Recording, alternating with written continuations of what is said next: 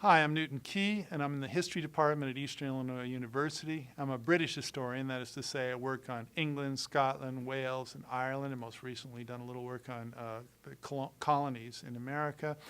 I work mainly in the late 17th and early 18th centuries, that is to say the late 1600s and early 1700s. And I'm here to talk a little bit about my research. And first the question comes up is, what does a historian do? I mean, that is to say, once one's pored over the manuscripts, the pamphlets, the ballads, the newspapers from the period, what's the next step? Well, I've written on politics and religion in my period, but most recently I've been focused on the history of feasting, people getting together for dinners, and townhouses. Who was in the rich aristocratic households? How were they used? Let's look at feasts. Why should one bother about 17th century feasts and meetings? Well, if you put this in a modern context and you look at political action committees, political banquets, meetings outside the official corridors of power, one quickly sees that if you ignore those, you really ignore how politics work. And so I've been looking at this wider political culture besides the official institutions. And as regards to feasts, I've looked at who attended, how they were advertised so that they get other people to attend, how they were reported, who sat where, the sermons they listened to before the feast, the songs they sang after the feast, the healths were drunk, often to excess at the end. When we look at the sermons, the songs, the healths, we see that these feasters are constructing an ideology, that their feasts actually shape a political and therefore a national identity, and therefore it's of some value. I've also been looking at the private palaces, the London aristocratic households, who met with whom and where. And here the relevance would be that the West End, where these big palaces are even today, was both the K Street and the Georgetown of the metropolis, to put it in a modern American context.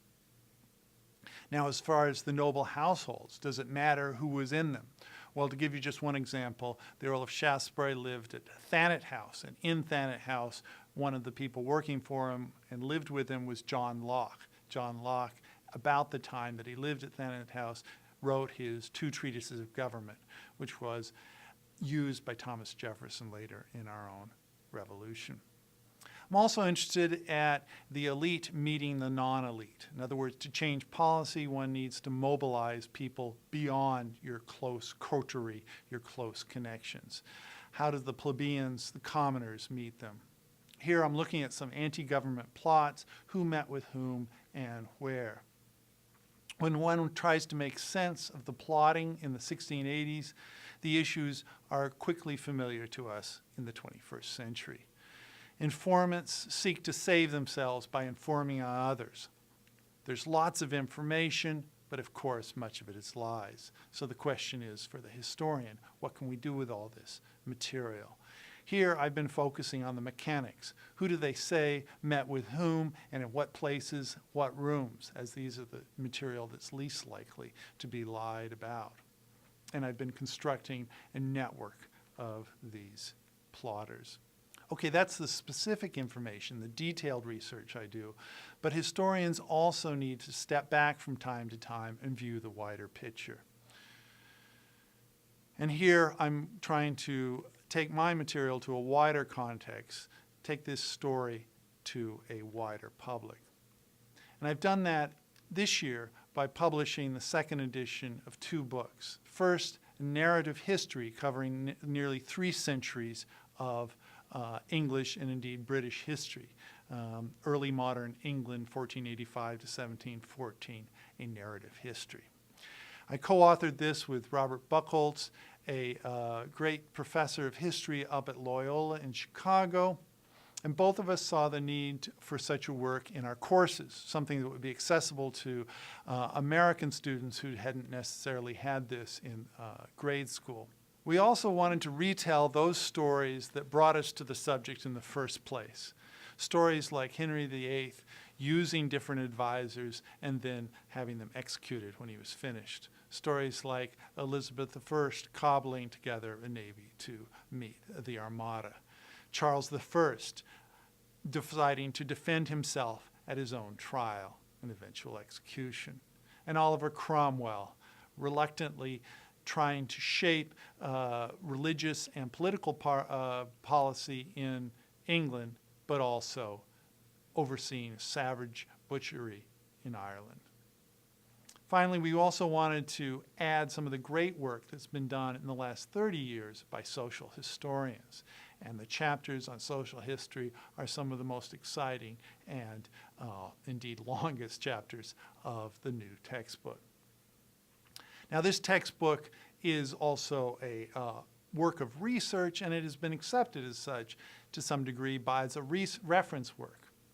And this is gratifying, as we have spent not only a lot of time writing and revising these works, but we also have spent endless time arguing what should be our position as to various questions, debates in the book. That is, of course, really the fun of research, or at least co-authoring a work. We've also tried to modify some of the interpretations, corrected facts from the first edition that we either had misstated or new research suggests that we should change. At the same time as we published this textbook, we published a second edition of a source book, Sources and Debates in English History. This is, perhaps more than the textbook, a complete rewrite, as the original format perhaps demanded too much of both student and professor. We changed dozens of sources, tried to find ones that are most exciting, most useful, and we've added explanatory headnotes. We've tried for documents that could be read in more than one way. That is to spark debate and to show that the history of this period, of any period, is lively and in fact lived, is not dead and pinned to the butterfly mat, as it were. Finally, to give one example, from the Stuart period, that is to say the 17th and early 18th century, we can see how this period is relevant. Debates on whether the executive should engage in secret negotiation and fool its legislative body, debates on whether the executive should pack courts to achieve its own goals, or whether secret meetings can and necessarily should be treated as threats to security, are all debates that have immediate relevance to us in the 21st century.